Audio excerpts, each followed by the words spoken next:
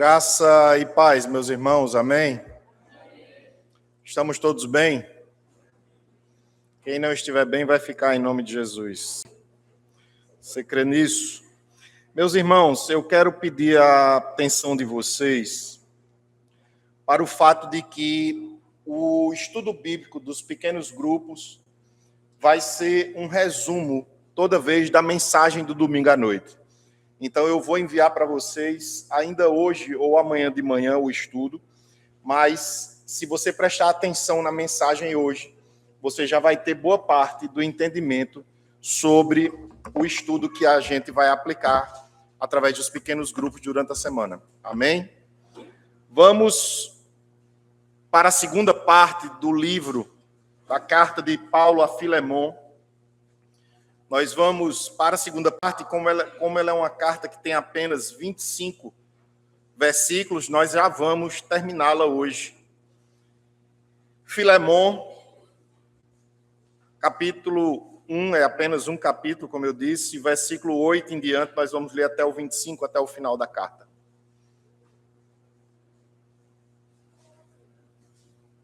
Filemon, a partir do 8. Se você tiver dificuldade em achar o livro de Filemon, não tenha vergonha. Vá lá no índice e você vai encontrar sem dificuldades. A palavra de Deus diz assim em Filemon, a partir do versículo 8. Pois bem, ainda que eu sinta plena liberdade em Cristo para te ordenar o que convém, prefiro, todavia, solicitar em nome do amor, sendo que sou Paulo, o velho, e agora até prisioneiro de Cristo Jesus. Sim, solicito-te em favor de meu filho Onésimo, que gerei entre algemas. Ele antes te foi inútil, atualmente, porém, é útil a ti e a mim. Eu te envio de volta em pessoa, quero dizer, o meu próprio coração. Eu queria conservá-lo comigo mesmo, para, em teu lugar, me servir nas algemas que carrego por causa do Evangelho. Nada, porém, quis fazer sem o teu consentimento, para que a tua bondade não venha a ser como que por obrigação, mas de livre vontade. Pois acredito que ele veio a ser afastado de ti temporariamente, a fim de que o recebas para sempre. Não como escravo, antes, muito acima de escravo, como irmão caríssimo, especialmente de mim, e com maior razão de ti, quer na carne, quer no Senhor. Se, portanto, me considera companheiro, recebe-o, como se fosse a mim mesmo. E se algum dano te fez, ou te deve alguma coisa, lança tudo em minha conta. Eu, Paulo, de próprio punho o escrevo. Eu pagarei, para não te alegar que também tu me deves a ti mesmo. Sim, irmão, que eu receba a ti no Senhor, que eu receba de ti no Senhor este benefício. Reanima-me o coração em Cristo. Certo como estou da tua obediência, eu te escrevo, sabendo que farás mais do que estou pedindo. E, ao mesmo tempo, prepara-me também pousada, pois espero que por vossas orações vos serei restituído. Saúdam-te, Epáfras, prisioneiro comigo em Cristo Jesus, Marcos, Aristarco, Demas e Lucas, meus cooperadores. A graça do Senhor Jesus Cristo seja com o vosso espírito. Vamos orar? Pai amado, Deus bendito, louvado seja o teu nome. Louvado seja o teu nome pela vida de Paulo, pela vida de Filemon, pela vida de Onésimo, pelas vidas de todos que estamos aqui, pela tua salvação que nos alcançou. Mas o que nós precisamos nessa noite, Pai, é que o Senhor continue nos dirigindo, nos direcionando, nos dizendo até dia perfeito, até o momento em que o Senhor Jesus voltar para buscar a tua igreja. Que o Senhor nos diga o que o Senhor espera de nós. É aqui, Senhor, que nós queremos viver a tua vontade desde já. Fala conosco e nos abençoa, apesar de nós, em nome de Jesus. Amém. Imagine uma pessoa que precisou partir de sua cidade, que precisou deixar o seu local de habitação e deixou para trás relacionamentos estilhaçados, destruídos, desfeitos, um nome manchado, uma dívida não quitada. Mas essa pessoa precisa se mudar e ela vai embora. Ela imagina, a princípio, que ela não precisaria voltar. E certamente por isso ela se dá o direito de ser um pouco mais irresponsável. Não sabia que quando precisasse voltar, se seria recebido ou não. E talvez você já tenha na sua vida vivido alguma coisa parecida com isso. Não como um escravo fugitivo, porque graças a Deus a escravidão foi abolida no Brasil, pelo menos legalmente. E evidentemente, talvez você tenha passado por uma situação similar, como alguém que errou e achou que poderia sair daquela situação como quem não precisava se preocupar com o retorno, mas de repente a vida deu as suas voltas e você talvez tenha visto que precisava voltar para aquele canto de onde você havia saído e achava que nunca mais seria necessário bater naquela porta.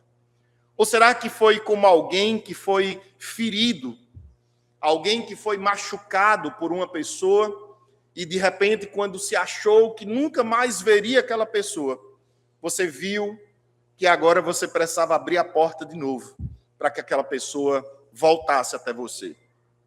Existe algo mais difícil do que receber de volta alguém que nos magoou? Será que existe algo mais desafiador?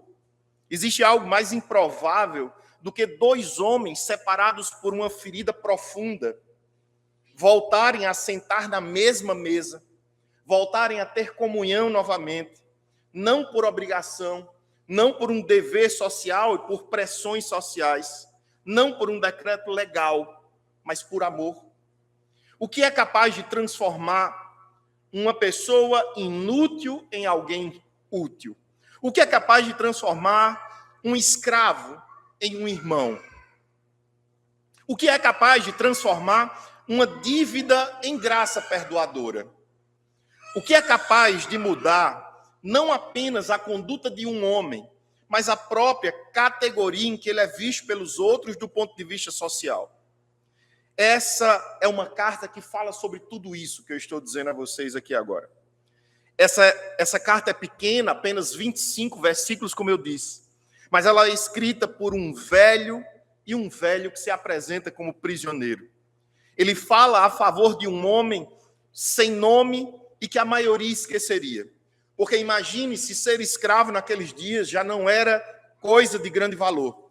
Imagine então você ser um escravo fujão, um escravo que havia ficado devendo ao seu antigo senhor e que certamente Filemão havia pensado: nunca mais eu vou precisar olhar na cara dele, porque ele não vai ter coragem de voltar aqui. Mesmo essa carta sendo pequena, ela carrega no seu interior a lógica mais radical que o mundo já conheceu. É uma lógica contrária a toda e qualquer lógica que está posta no mundo aí fora. A lógica do Evangelho, aplicada às relações humanas mais fraturadas. Mesmo nos relacionamentos mais sofridos, mesmo aqueles que foram mais problemáticos, mesmo aqueles que foram quase que completamente destruídos. O Evangelho tem o poder de transformar. E é justamente essa história que nós lemos aqui nesses poucos 25 versículos. Não é uma carta sobre escravidão, é uma carta sobre transformação a partir do poder de Deus e da graça do Senhor. Não é um manual de diplomacia. Paulo não está disposto a ensinar simplesmente como nós devemos nos portar em situações difíceis. É, na verdade, uma janela aberta sobre o que o Evangelho de Jesus Cristo é capaz de fazer quando penetra fundo o suficiente, quando não se fica na superfície apenas, mas quando ele vai fundo o suficiente e ele consegue mudar não apenas o que cremos, mas também como recebemos, como perdoamos e como tratamos aqueles que nos devem algo. Sim, aqueles que nos devem algo. Porque é fácil tratar bem quem não nos deve. É fácil respeitar quem nos respeita. Como eu disse semana passada, essa carta é uma intercessão de um apóstolo por um devedor. Alguém que já nasceu pobre e devendo, na condição de escravo, mas que agora havia piorado sua situação um pouco mais. A carta a Filemon é a menor das epístolas de Paulo. Uma carta privada, endereçada a um indivíduo, que é Filemon, mas incluída no cano do Novo Testamento devido à sua teologia universal, a relevância dessa teologia. Ela integra o grupo de cartas do cativeiro, como eu disse a vocês na semana passada, juntamente com Efésios, Filemon e Filipenses. Efésios, Filipenses e Colossenses, perdão.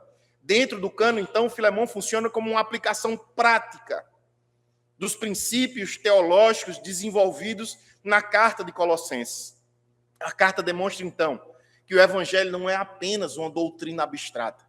Não foi simplesmente um discurso de um revolucionário que teria sido Jesus, mas o evangelho é força transformadora que reconfigura as relações humanas mais concretas e mais reais na vida de cada um de nós.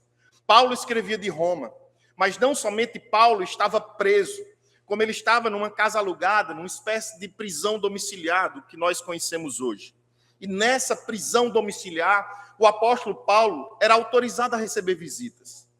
Filemon era um cristão abastado, com muito dinheiro, com muitas posses, com patrimônio, que vivia na cidade de Colossos. Provavelmente havia sido apresentado a Jesus pelas mãos do apóstolo Paulo. Filemon hospedava em sua casa uma igreja. Onésimo era escravo, como eu disse a vocês, e havia partido para Roma devido a um conflito que a carta não deixa exatamente claro para nós sabermos tudo o que havia acontecido. Em Roma, esse escravo, Onésimo, encontra o apóstolo, converte-se ao cristianismo e passa a servir a Paulo em seu ministério, passa a ajudar a Paulo. E aí o discipulador de Onésimo é justamente o maior dos apóstolos, o apóstolo Paulo. A escravidão no mundo romano era uma instituição legal complexa, na verdade. Escravos podiam receber refúgio. E a reconciliação, quando eles se refugiavam, entre o senhor e o próprio escravo, era prevista pela lei romana como um dos princípios mosaicos também, que está no capítulo 23 de Deuteronômio, sobre como um senhor de escravos deveria tratar o seu escravo quando ele fugisse. Paulo escreve, na verdade, para mediar essa reconciliação. Paulo desejava essa reconciliação. Paulo almejava unir duas pessoas a quem o apóstolo amava, mas que naquele instante não se amavam e não queriam ver um ao outro, nem de longe. Filemon pertence a essa história. É isso que esse texto conta. No contexto literário, os versículos 8 a 20 formam o coração dessa carta. Esse texto que nós vamos ler aqui hoje é o coração da carta. Eu disse a vocês na semana passada, quando nós começamos essa carta, no versículo 1 ao 7, que ali era Paulo introduzindo um diálogo difícil que ele ia ter com Filemon. E por isso eu disse que Paulo, nos versículos 1 a 7, vai amaciando a conversa difícil, lembrando a Filemon que ele era conhecido pelo amor que ele tinha pelas pessoas. Paulo sabia a quem estava apelando. Paulo sabia quem era a pessoa que iria receber essa carta. E é por isso que ele dirige esse pedido tão profundo, tão difícil e tão desafiador para Filemon na vida cristã dele.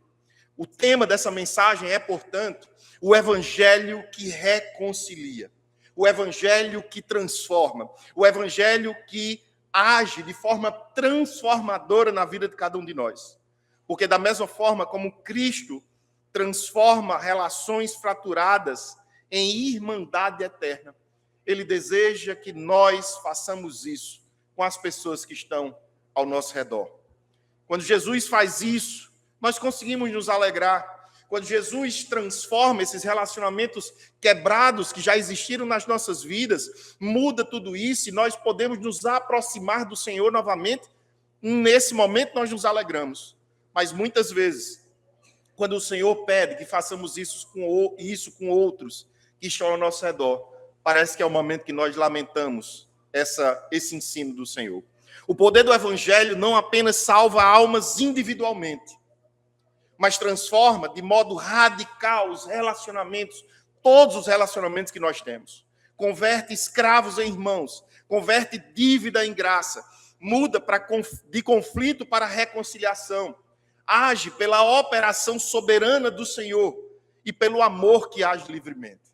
Eu quero que você acompanhe aí os versículos, quando eu for mencionando, mantenha sua Bíblia aberta para você ler novamente junto comigo.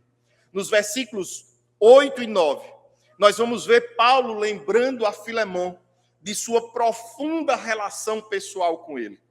Ele diz: pois bem, ainda que eu sinta plena liberdade em Cristo para te ordenar o que convém, prefiro, todavia, solicitar em nome do amor, sendo que sou Paulo, o velho, e agora até prisioneiro de Cristo Jesus. Paulo inicia, então, com um movimento retórico extraordinário. Ele afirma possuir, na vida de Filemon, confiança e audácia suficiente, autoridade suficiente, plena, autoridade apostólica, para ordenar que Filemon recebesse Onésimo de volta.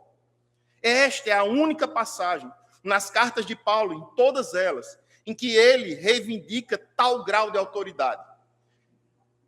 Mas imediatamente ele declina de usá-la.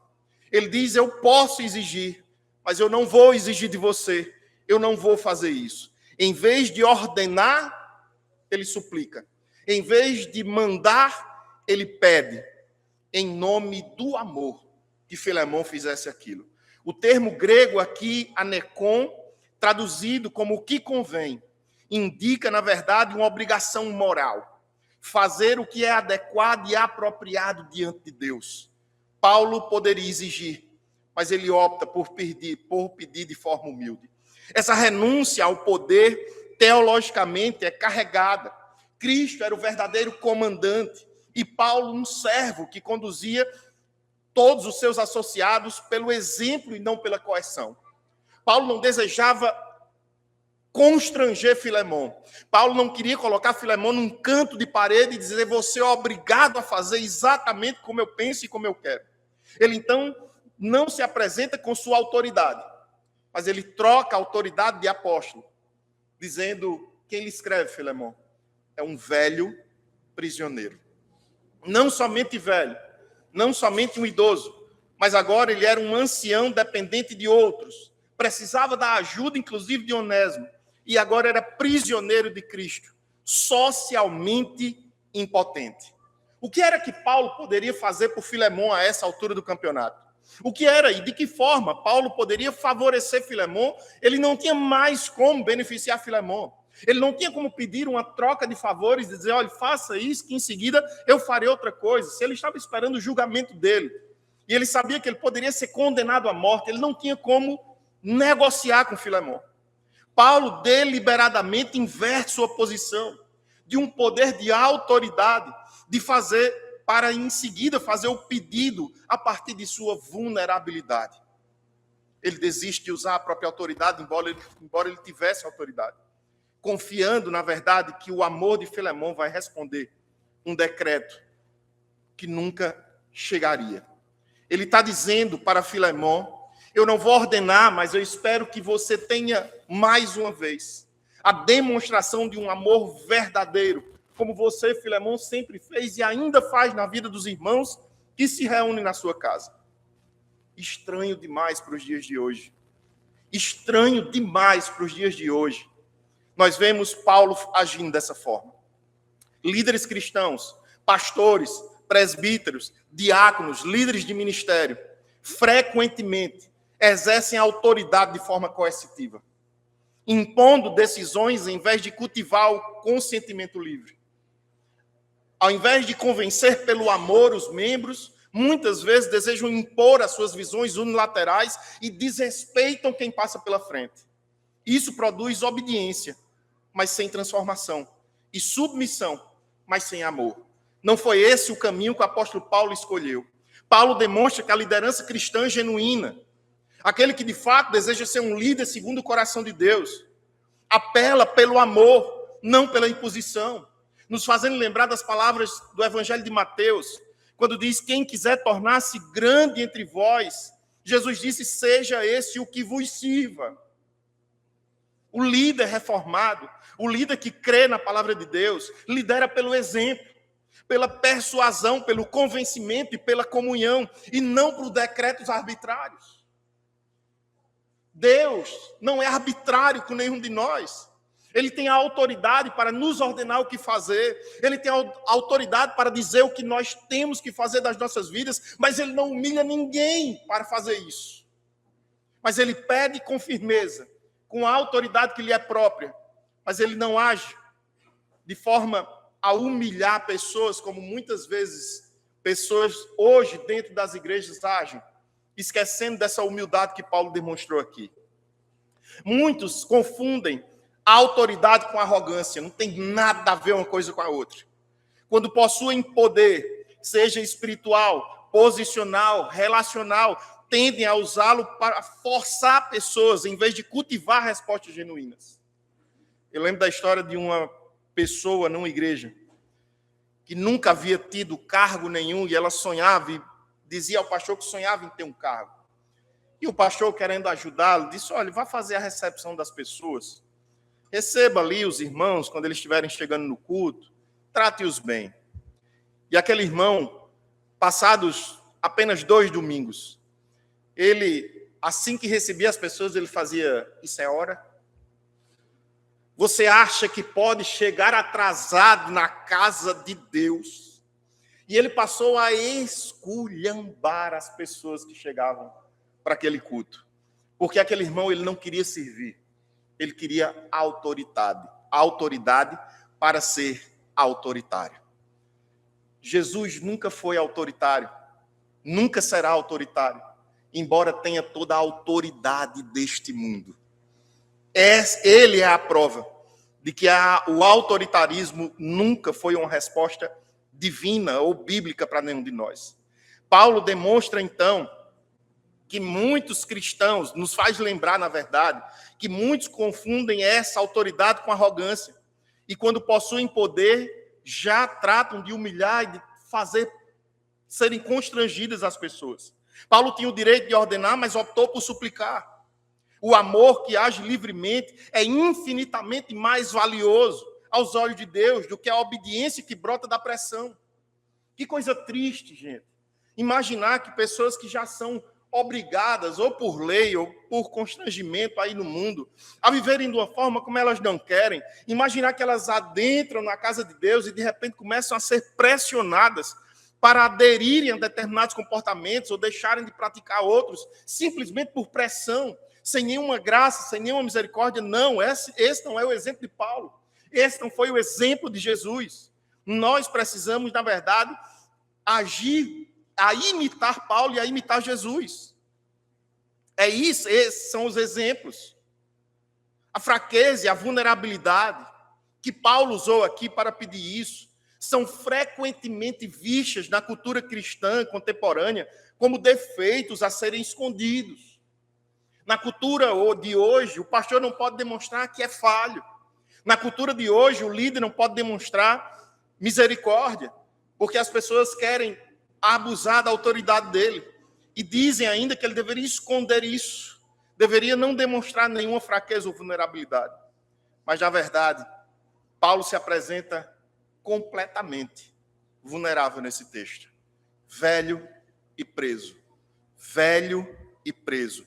Não para gerar pena, mas para demonstrar que o apelo cristão mais poderoso parte da fraqueza e não da força. 2 Coríntios 12:9 ensina: o meu poder se aperfeiçoa na fraqueza. É justamente quando estamos em posição de maior fraqueza que mais o poder de Deus se manifesta nas nossas vidas. A vulnerabilidade autêntica é a linguagem do Evangelho.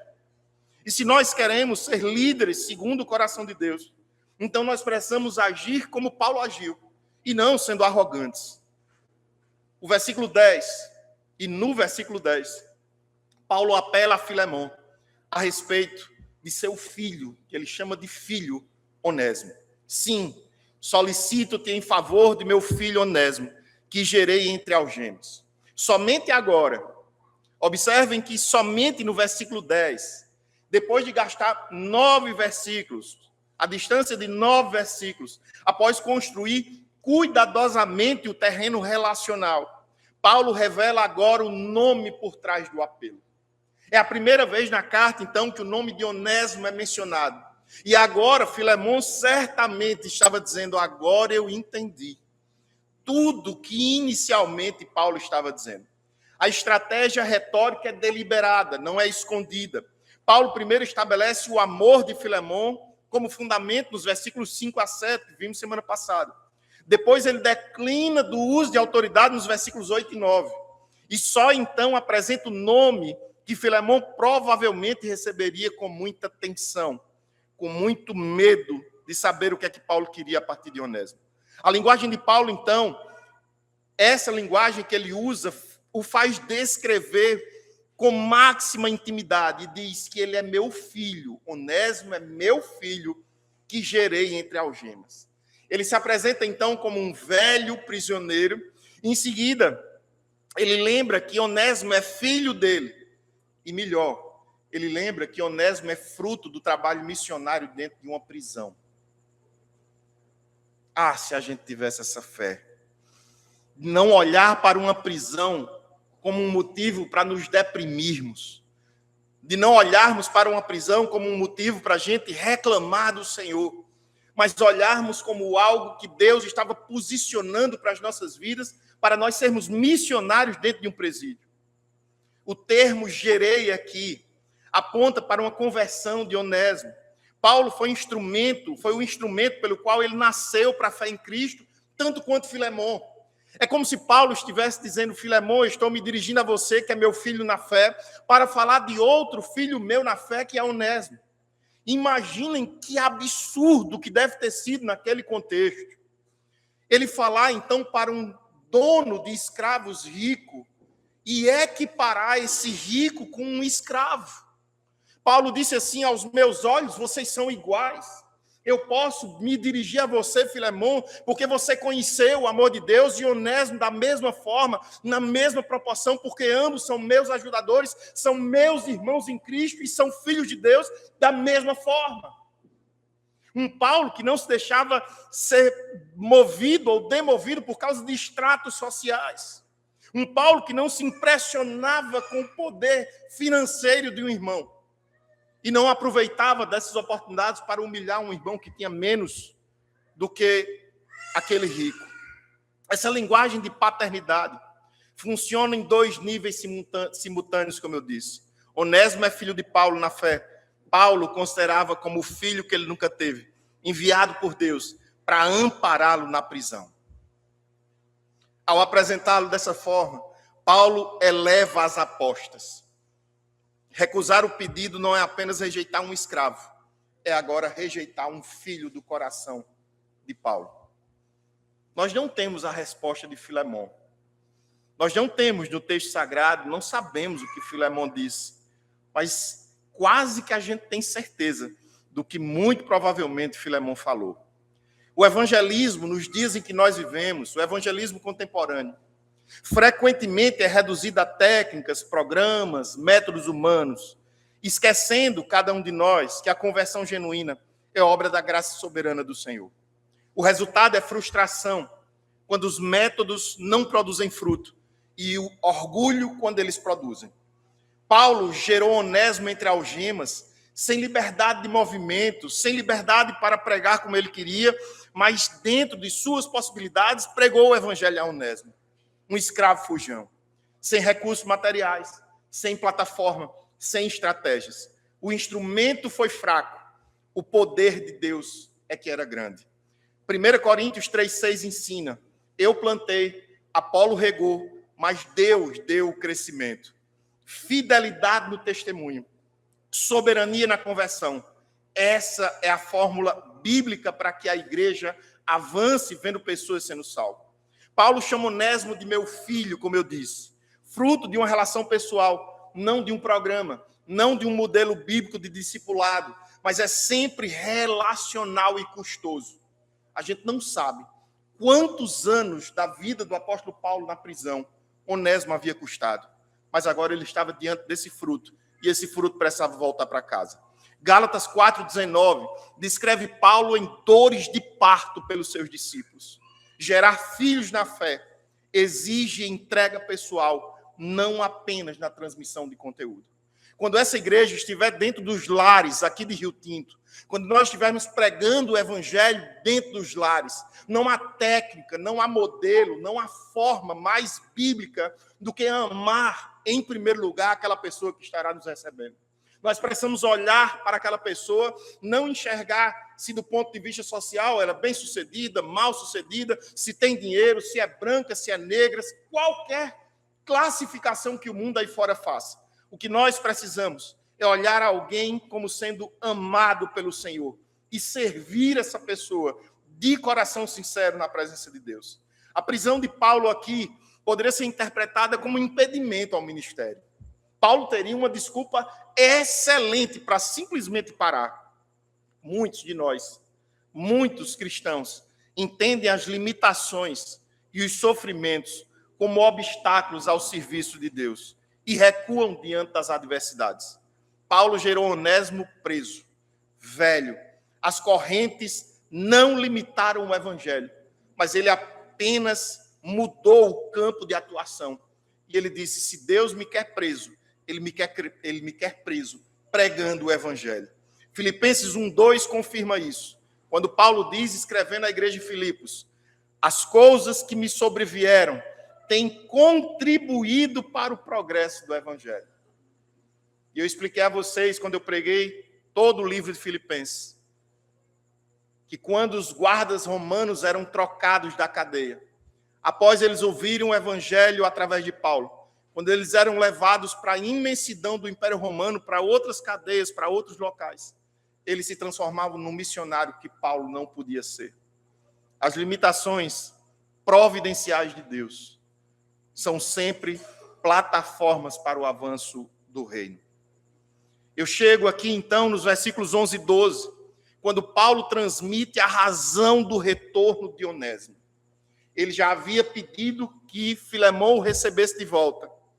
Ele já havia dito que queria que ele recebesse. Mas agora ele vai dar os motivos. Quando ele diz no 11 e no 12. Ele antes foi inútil. Atualmente, porém, é útil a ti e a mim. Eu te envio de volta em pessoa. Quero dizer, o meu próprio coração. Paulo faz um trocadilho aqui, porque o nome Onésimo, na língua grega, significava útil. E Paulo, quando diz que vai devolvê-lo, diz que antes ele foi inútil, porque ele não cria no nome do Senhor Jesus. Atualmente, porém, é útil. Agora o nome dele faz sentido. Na língua grega é esse o trocadilho que Paulo está fazendo. Então ele constrói aqui um jogo de palavras de forma magistral. O contraste é deliberado. Antes inútil, agora útil. Esse antes e depois não descreve simplesmente uma mudança de comportamento ou de desempenho. Descreve uma transformação ontológica, ou seja, uma mudança de ser. Onésimo não era o mesmo que havia fugido. Ele havia sido transformado pela manifestação da salvação do Senhor Jesus no coração dele. O que tornou Onésimo útil não foi a disciplina, nem foi esforço próprio, nem reintegração social. Foi Cristo Jesus que transformou a vida dele.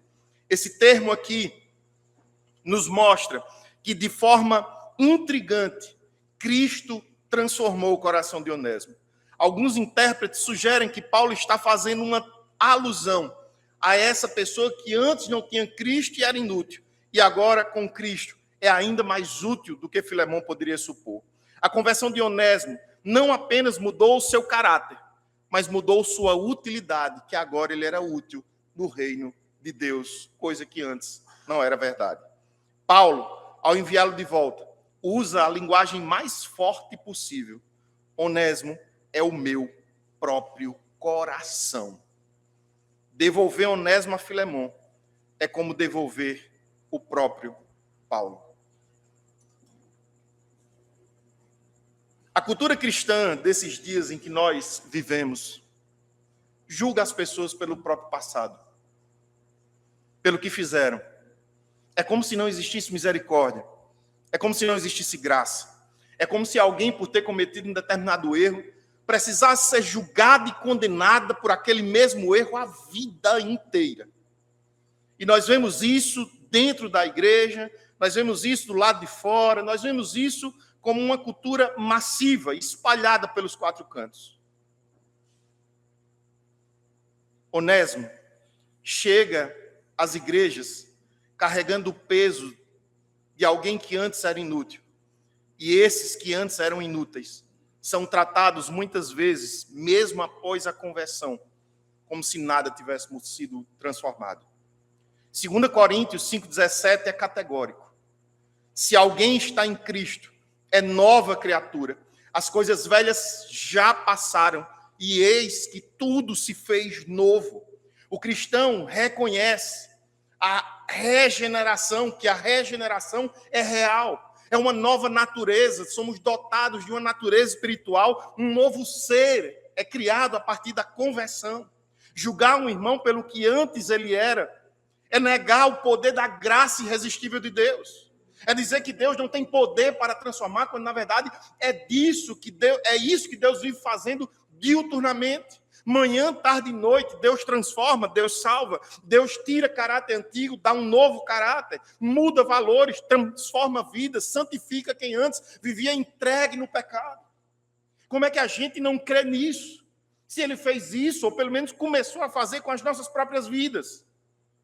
Muitos vivem como se a conversão fosse apenas uma mudança de status jurídico diante de Deus. Eu era injusto, agora sou justo.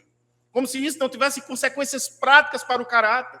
Como se nós não fôssemos obrigados a nos parecer mais com Jesus todo dia. Como se nós tivéssemos que ser mais perdoadores. Como pessoas que amam mais, pessoas que cuidam mais dos que estão ao redor. Nós somos desafiados todos os dias que nós acordamos a sermos melhores hoje do que fomos ontem. Amanhã teremos que ser mais crentes do que fomos hoje. A santidade do Senhor precisa se espraiar ainda mais no nosso coração amanhã do que é hoje. E como eu disse já aqui em outra mensagem, no final do ano, nós precisamos olhar para o nosso dia de hoje, para o início desse ano, e precisamos assumir o compromisso com nós mesmos, de dizer, graças ao Senhor e à graça do Senhor, que eu estou terminando o ano mais crente do que eu comecei. Porque não é possível que esse poder de Deus, que a conversão, que é um milagre do Senhor, a regeneração, o refazimento de uma vida aos olhos de Deus, não transforme a sua vida completamente. Podemos até não ter ainda sido completamente transformados, mas é preciso que, no mínimo, os valores que estão dentro de nós comecem a ser radicalmente invertidos e transformados. Efésios 2,10 ensina que nós somos criados em Cristo para as boas obras. A salvação não é apenas um perdão de pecados, meu irmão. É recriação para fruto. A pessoa genuinamente regenerada torna-se útil no reino. Como Onésimo se tornou útil para Paulo e Filemão. A ausência de fruto levanta questões sérias sobre a ocorrência de uma conversão ou não. Eu falei hoje de manhã aqui na escola bíblica que ninguém bebe leite a vida toda. Ninguém pode ficar uma vida inteira na igreja querendo a mesma papinha, como se dentes não tivesse para mastigar. Mas a vida cristã exige crescimento. E se nós somos um organismo vivo, e nós somos esse organismo vivo, naturalmente nós devemos crescer. Alguém que não cresce está doente. Pode ser pecado, pode ser outro tipo de problema, mas se não cresce, tem algum defeito. Alguma coisa precisa mudar. Líderes e membros de igrejas frequentemente retêm para si colaboradores, servos valiosos do reino, porque pastores mesmo nunca gostam de perder ninguém. Trabalhamos muitas vezes, sem considerar as necessidades mais amplas do corpo de Cristo e os propósitos soberanos de Deus que transcendem as preferências pessoais. Além disso tudo que eu já narrei aqui, chama muita atenção o fato de que a lógica humana diria para o apóstolo Paulo, fique com Onésimo, você precisa dele, ele é fruto do seu trabalho, agradeça a Deus porque ele foi salvo, glorifique a Deus, Paulo, mas fique com ele, não mande ele de volta. Mas o que acontece é que Paulo sabia que na vida de Onésimo, agora novo convertido, era preciso que essa confusão com Filemão fosse desfeita. E ele sabia que o testemunho de Onésimo seria prejudicado se ele não resolvesse essa questão. Paulo, então, envia Onésimo de volta, mesmo chamando de meu coração. A única pessoa que eu lembro de já ter chamado de meu coração, como Paulo chama aqui, foram os nossos filhos. Meu próprio coração, Paulo diz, porque filho é como ter um coração seu habitando no corpo de outro. Quem é pai sabe do que eu estou falando, e é assim que a gente sente, como se o coração da gente saísse, tivesse a possibilidade de andar sem a gente. E Paulo trata Onésimo exatamente nesse patamar. O amor que age segundo os propósitos de Deus é capaz de abrir mão do que é preciso para o bem de cada um, o bem pessoal. Quando nós amamos o Senhor e amamos o reino e a expansão do reino de Deus, nós temos coragem e ousadia para abrir mão daquilo que nos beneficia somente, para beneficiar mais e mais pessoas no reino de Deus. Filipenses 2,4 nos exorta, não tendo em vista somente os próprios interesses, mas também os interesses dos outros. É impressionante como Paulo é coerente com aquilo que ele diz numa carta em relação à outra.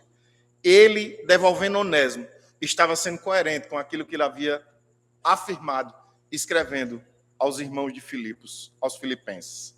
O verdadeiro desejo de Paulo é que Onésimo, na verdade, regresse a Roma. Paulo o envia de volta para que ele se reconcilie, mas ele desejava para que Onésimo voltasse. Olha o que é que ele diz nos versículos 13 e 14. Eu queria conservá-lo comigo mesmo, para em teu lugar me servir nas algemas que carrego por causa do evangelho.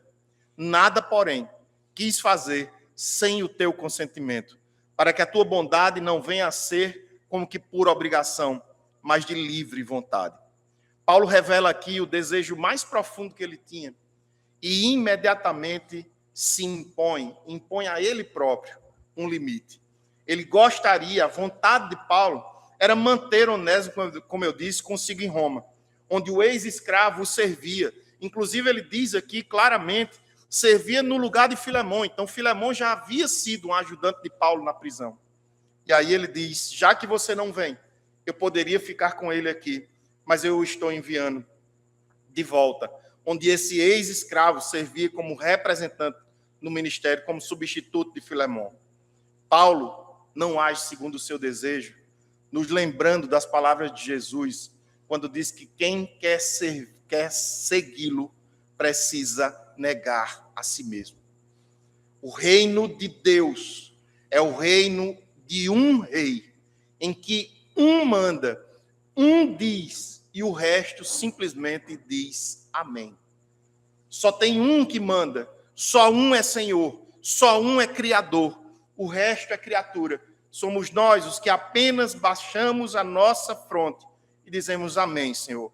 Por mais dolorida, difícil que seja a tua vontade, é a tua vontade que precisa ser feita e não a nossa. Paulo era apóstolo, um título que apenas 12 homens receberam. 11 honraram, mas mesmo tendo essa autoridade, ele não usa dela. 3 razões fundamentam essa postura. Filemão era o proprietário legal de Onésimo, com autoridade exclusiva sobre o futuro dele, de acordo com a lei romana, e Paulo era cidadão romano. Como irmãos em Cristo e colegas de ministério, Paulo jamais forçaria uma ação com base em sua própria autoridade. E Cristo era o único verdadeiramente soberano sobre a situação. É como se Paulo dissesse, como a gente também comentou hoje de manhã aqui na escola bíblica, se alguém tiver que dar uma ordem, Paulo, é Jesus, não sou eu. Se alguém tiver que dar alguma ordem, Filemão, é Jesus, e não eu que vou dar essa ordem para você. Porque o amor, e não a compulsão, e não a coerção, é que deveria ser o motor de toda a ação que acontece na vida de cada um de nós. Nos versículos 15 e 16, o texto diz assim: pois acredito que ele veio a ser afastado de ti temporariamente, a fim de que o recebas para sempre, não como escravo. Antes, muito acima de escravo, como irmão caríssimo, especialmente de mim, e com maior razão de ti, quer na carne, quer no Senhor. Atente a isso. O propósito de Deus era devolver Onésimo a Filemon como irmão em Cristo. Paulo agora eleva o argumento a uma dimensão mais profunda. Ele diz que está falando de modo providencial e escatológico. O verbo foi afastado no grego, é um grego de um passivo divino. Revela que Paulo enxerga a mão de Deus por trás da separação de Onésimo e Filemon. Ele está dizendo, humanamente falando, nós sabemos que foi Onésimo que fugiu. Nós sabemos que foi Onésimo que lhe deu prejuízo, Filemon. Mas o que eu estou dizendo a você é que eu enxergo nessa fuga de Onésimo a mão poderosa de Deus, porque a salvação de Onésimo viria lá em Roma e não na cidade de Colossos, do lado de Filemon. O que Paulo está dizendo para Filemon não foi acidente, não foi apenas uma consequência do conflito que houve entre vocês, mas foi a providência de Deus. Providência que nós temos estudado aqui nas quintas-feiras. Deus levou Onésimo a Roma. Deus levou Onésimo a Roma para que encontrasse com Paulo, fosse salvo por Cristo Jesus e voltasse para Filemon, não como um escravo pagão, mas como um irmão eterno em Cristo. Ele faz de novo um trocadilho de palavras, quando ele diz, pois acredito que ele veio a ser afastado de ti temporariamente, a fim de que o recebas para sempre, não como escravo. Ele está dizendo, antes de Filemon fugir de Onésimo fugir de Filemon, de você, Filemon, você só o tinha temporariamente. Ou quando Onésimo morresse, ou quando você, Filemon, morresse, acabaria a relação de vocês. Mas agora, ele volta para que vocês sejam irmãos em Cristo eternamente. Essa é a novidade do retorno dele.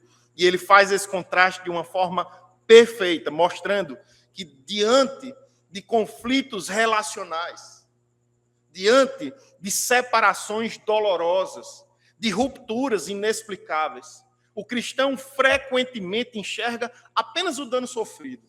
Dizemos logo que foi o diabo que fez aquilo ali tudo e que Deus não colocou a mão naquilo. E a gente reage muitas vezes com amargura e com resignação, sem conseguir ver a mão providencial de Deus por trás das circunstâncias. Paulo viu nessa separação o dedo de Deus. Ele veio a ser afastado, a fim de que o recebas para sempre. Nos lembrando a palavra do mesmo apóstolo Paulo quando escreve à igreja em Roma. Quando ele diz, todas as coisas cooperam para o bem daqueles que amam a Deus. A fé não nega a dor das rupturas, mas reconhece que Deus governa cada uma delas, porque ele tem propósitos que transcendem, que vão muito além do que nós somos capazes de imaginar. Então, diante de cada dor, diante de cada angústia, diante de cada separação, de cada divisão, de cada distanciamento, nós precisamos nos consolar, crendo que o Senhor continua soberano, continua controlando tudo o que está acontecendo, inclusive as nossas dores.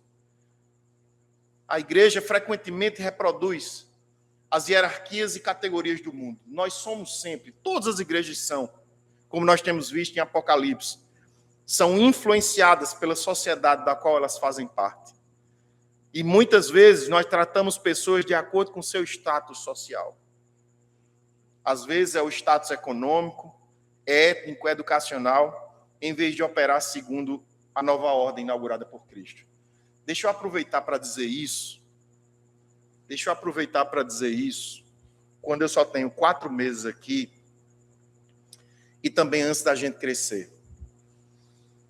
Passou daquela porta ali de vidro, é irmão em Cristo. Você deixa seus títulos lá fora.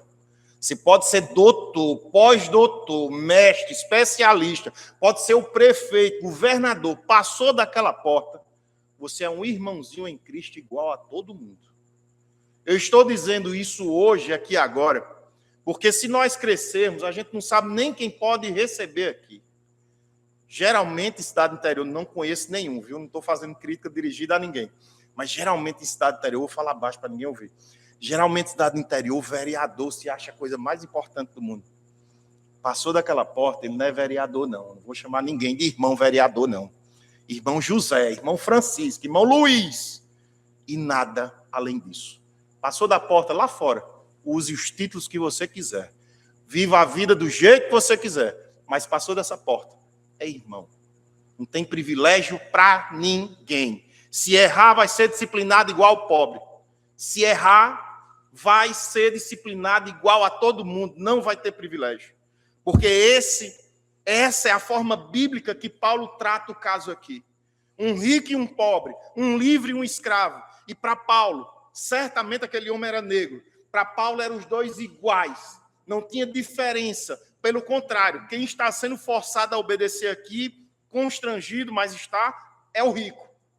Era ele que deveria dar mais do que Onésimo poderia dar naquele instante. Paulo diz que Onésimo deve ser recebido muito acima de escravo. Como irmão caríssimo. Ou seja, muito acima de qualquer classificação social, estava a condição dele ser irmão em Cristo. Em Gálatas 3:28, nós vemos esse texto abolindo todas as distinções no corpo de Cristo. Não pode haver, na igreja de Cristo, escravo nem livre. Todos somos tudo em Cristo. Todos somos iguais. A igreja que reproduz a estratificação desse mundo que está aí fora contradiz o evangelho que prega. A irmandade em Cristo é a identidade mais fundamental e eu diria a única de todo crente aqui dentro da igreja. Cristãos frequentemente tratam os relacionamentos de forma utilitária, valorizando pessoas enquanto são úteis e descartando quando surgem conflitos, fracassos ou inconveniências. A racionalidade e a relacionalidade no reino de Deus é substituída pela lógica transacional desse mundo. Pessoas aí fora são úteis enquanto podem beneficiar a gente, mas dentro da igreja, mesmo que não tenham como nos beneficiar mais em nada, é preciso que elas sejam valorizadas e amadas. Paulo descreve essa nova relação entre Onésimo e Filemão como sendo para sempre, eterna, fundamentada na participação comum nessa vida eterna de Cristo. Isso é o que o Evangelho faz. Transforma relações temporárias e fraturadas em vínculos eternos e restaurados. João 13:35 é o critério. O grande critério para saber se você é um cristão está aqui em João 13:35. Nisto, todos conhecerão que sois meus discípulos, se tiverdes amor uns pelos outros. Essa é a grande marca, eu diria, a única marca de um cristão. Se não existe amor, eu duvido se existe um cristão ali. Finalmente, no versículo 17, quando Paulo pede a Filemão que dê boas-vindas a Onésimo, ou seja, não bastava recebê-lo, tinha que se alegrar com a volta de Onésimo. Se, portanto, me considera companheiro, recebe-o como se fosse a mim mesmo. Este versículo contém a primeira ordem imperativa explícita da carta. Recebe-o. Ele dá essa ordem. Paulo ancora o imperativo. De forma parceira, a comunhão do evangelho, e que ele, Filemão, partilhava. Esse termo grego, companheiro, era usado no primeiro século para descrever parceiros de negócio que compartilhavam recursos. Repreendido em nome de Jesus. Que compartilhavam recursos, estratégias de vida, tudo. É a mesma palavra que Paulo usa. Paulo e Filemão são parceiros de ministério. E é sobre esse fundamento que Paulo faz essas exigências. A lógica é irreversível. Se Filemão considera Paulo como seu companheiro no evangelho, se Onésimo é agora parte do próprio Paulo, seu coração, então rejeitar Onésimo é rejeitar Paulo. Recebê-lo é como recebê-lo Paulo. A identificação é completa, é irrestrita. Eu espero em Cristo. Eu espero sinceramente em Cristo que vocês estejam entendendo quem são os verdadeiros personagens dessa carta. Quem é Onésimo? Somos nós. Escravos, devedores, fujões. Quem foi que assumiu as nossas dívidas? Na cruz. Jesus. Paulo ocupa o lugar de Jesus aqui nessa história. E Filemon faz o papel de Deus. Jesus olhou para as nossas dívidas. Jesus olhou para os nossos pecados de morte e disse: recebe-os como a mim o Senhor recebe, pelos meus méritos. Onésimo não tem mérito. Onésimo não fez por onde. Onésimo só fez errar, só fez pecar. E Paulo intercede por ele durante 25 versículos, dizendo que ele não tinha de onde tirar salvação para a própria vida. Mas Paulo diz: cobre de mim. E na cruz foi quando Jesus olhou para o Pai e disse: cobre de mim.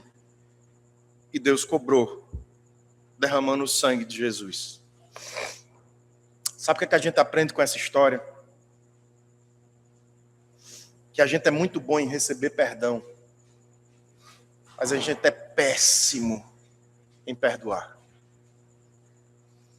Somos terrivelmente ruins para aplicar graça na vida do outro e muito competentes para pedir graça todos os dias do Senhor sobre nós.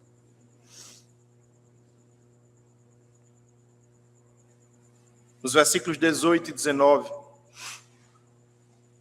Paulo promete reembolsar qualquer dívida que Onésimo tivesse contraído e relembra a Filemon da dívida que Filemon tinha com ele.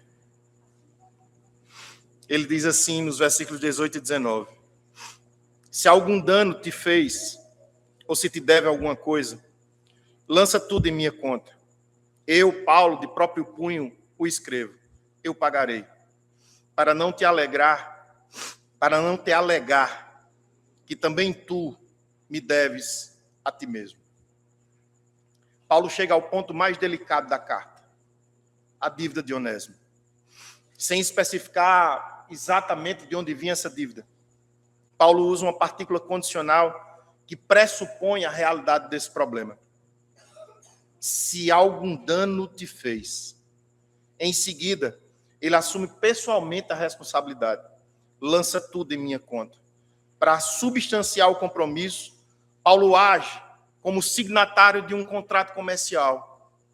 Escreve de próprio punho como garantia formal de pagamento.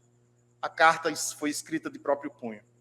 O versículo 19 é um golpe retórico de notável habilidade, de grande habilidade de Paulo. Ele assume a dívida de Onésimo e imediatamente recorda a Filemon a sua própria dívida, porque Filemon também era fruto do trabalho de Paulo. Também tu me deves a ti mesmo. Filemon devia a vida eterna a Paulo. Como era que Filemon agora ia dizer: não recebo Onésimo? O que Paulo insinua é uma grande alegria do cristão. Todas as dívidas são canceladas à luz da dívida impagável que todos nós temos para com a graça de Deus. O que Jesus fez na cruz por cada um de nós foi mais ou menos assim. Imagine que você estivesse devendo no seu banco 2 milhões de reais. Você simplesmente, se trabalhasse a vida inteira, você não teria como pagar. Imagine que alguém foi lá, um senhor bondoso foi lá e disse para o seu gerente: olha, deposite esses 7 milhões de reais aqui na conta. E o gerente da sua conta olhou para aquele homem bom e disse: mas ele não deve 7 milhões. Ele deve apenas 2 milhões. Por que você está pagando 7? Porque se ele voltar a dever, já estará pago. Jesus na cruz perdoou não somente os pecados que nós já havíamos cometido. Ele perdoou todos que nós iremos cometer até o último dia de vida. Somos nós que temos dificuldade em perdoar. Somos nós que olhamos para o erro do nosso irmão e simplesmente não perdoamos. O que foi de tão grave que nossos irmãos fizeram e que nós não podemos perdoar quando da morte eterna o Senhor já nos livrou e nos perdoou?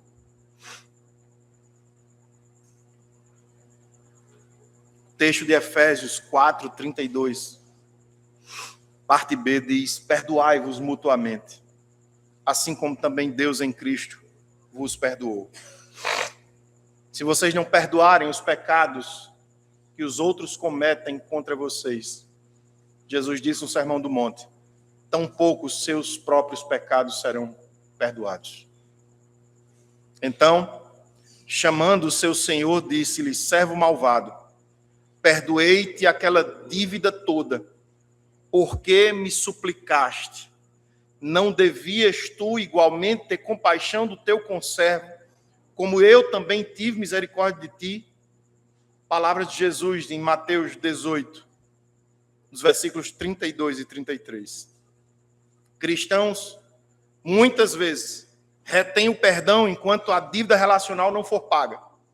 Porque imagine aqui que Paulo está dizendo: Filemon, perdoe sem receber o dinheiro.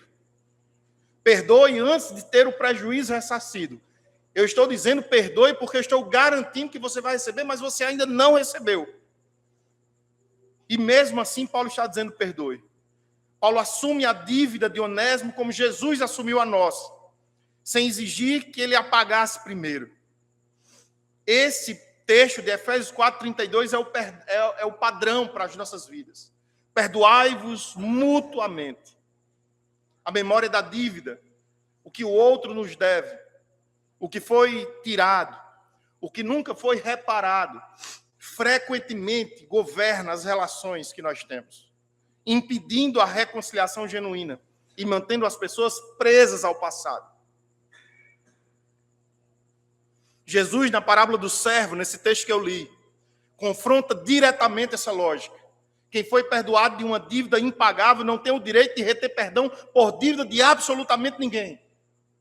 A consciência da própria dívida espiritual impagável que nós tínhamos, cancelada pela graça, é o único antídoto para a retenção do perdão ao próximo. Não retenha perdão, meu irmão, na sua vida. Não retenha perdão na sua vida, minha irmã.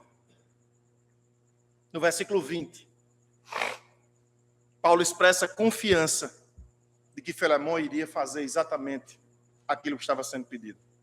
Sim, irmão, eu que recebi de ti no Senhor este benefício, reanima-me o coração em Cristo. Paulo encerra o corpo da carta, a parte principal da carta, com o mesmo vocabulário que ele usou no versículo 7, criando uma moldura intencional. No 7, ele havia expressado e dito que a alegria dele era porque Filemon reanimava o coração do povo do Senhor. Agora ele pede que Filemon reanime o coração dele. Ele torna de novo a questão pessoal, ao deferir o pedido a respeito de Onésimo. O verbo grego usado aqui, que abre o versículo, expressa exatamente isso, uma afirmação e urgência. Paulo pressupõe implicitamente a concordância de Filemon. Como eu disse, nós não temos na carta qual foi a resposta que Filemon deu, mas nós cremos que na vida de um cristão, do nível espiritual de Filemon, certamente houve restauração e houve transformação de vida. Nesse texto, então, hoje, nós aprendemos com o exemplo de Paulo, que declina de uma autoridade apostólica para apelar ao amor. Paulo apresenta Onésimo como filho na fé. Onésimo passa de inútil a útil no reino de Deus. Paulo recusa-se a agir sem o consentimento de Filemon, porque ele não queria humilhar ou constranger o irmão em Cristo. A separação entre Onésimo e Filemon havia sido providência de Deus e não um erro simplesmente de Onésimo. Paulo pede recepção plena de Onésimo, assume a dívida de Onésimo, e Paulo finalmente expressa confiança no coração e na atitude de Filemão. É graça. Foi tudo graça, derramada sobre a vida de Paulo, derramada sobre a vida de Filemão e derramada também sobre a vida de Onésimo. Temos nós a mesma graça para derramar na vida dos nossos irmãos? Ou será que vamos reter o perdão que eles também precisam de nós? Amado Senhor das nossas vidas, nós queremos te agradecer pela vida do teu filho, o apóstolo Paulo. Queremos te louvar por essa história que nos constrange, Pai, por nós sermos tão duros de coração e esquecermos que o magnífico favor do Senhor, o favor que o Senhor derramou sobre as nossas vidas e que tanto nos encantou, como nós esquecemos disso tudo, e quão pequena é a nossa coragem de aplicar esse perdão na vida de quem erra conosco. Pai, nos socorre em nossas debilidades, nos socorre em nossas limitações. Nós, de nós mesmos, se o Senhor não fizer outros milagres aqui nos nossos corações, Pai, e não nos tornar obedientes à Tua palavra nesta noite, nós não sabemos o que será das nossas vidas. Que o Senhor nos ajude como igreja, que o Senhor nos ajude como filhos Teus, que o Senhor nos ajude, Pai, por graça e por misericórdia, a que o Senhor continue transformando os nossos corações. Nos transforma em mais parecidos com Jesus, porque é isso que nos espera na eternidade. Nos dá esse lampejo de eternidade, essa luz que brilha a partir de agora, para que possamos expressar o Teu caráter e não o nosso rancor. Nos ajuda como igreja, em nome, por amor de Jesus. Amém.